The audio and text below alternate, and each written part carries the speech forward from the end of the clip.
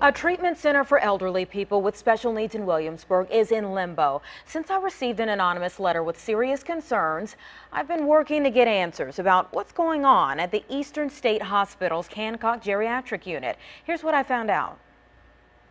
After 4 decades, the Centers for Medicare and Medicaid Services no longer believes the Hancock Geriatric Treatment Center in Williamsburg meets the definition of a nursing facility, and thus those funds are drying up. So what does that mean for the people depending on care here? A representative with the State Department of Behavioral Health and Developmental Services issued a statement to me saying the federal government is incentivizing serving people in smaller, more integrated settings rather than in institutions. She said in this statement, DBHDS's current focus has been and will continue to be on the care and safety of this very complex and vulnerable population. DBHDS considers it essential to that process to involve the local providers in the assessment of provider capacity and development of a care model. While DBHDS supports the goals of recovery-oriented community-based care, the acceleration of this issue is unexpected and challenging. I sat down with Chuck Hall, the executive director of the Hampton-Newport News Community Services Board,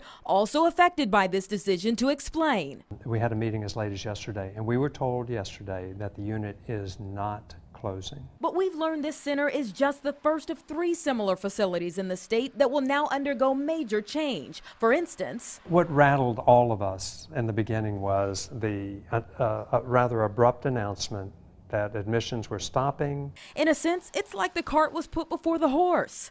Community-based care needs to be ramped up before we downsize state facilities. If the federal government is pushing states like Virginia to come up with alternatives to treating people with mental illness, though, that's just what'll have to be done. And Chuck says a plan is in the works. The question is if funding will come with the push.